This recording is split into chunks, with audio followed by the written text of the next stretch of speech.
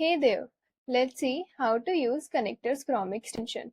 First go to Konnector.ai and click on Try for free.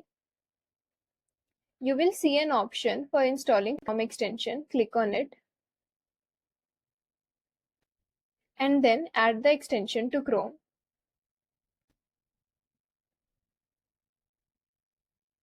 After it installs, you will need to pin the extension to your Chrome toolbar. For that, in the top right corner of your Chrome browser, click on the puzzle icon. Find Konnector in the list and then click the pin next to Konnector. This will add extension to your toolbar so it's always visible. Now open LinkedIn in one browser tab and Konnector in another, both in the same Chrome window. Once both are open, the Konnector extension will become active as you can see here. Click on it and then click on Connect to Konnector. It will redirect you to Konnector sign up page. Here you can sign in to your Konnector account. That's it.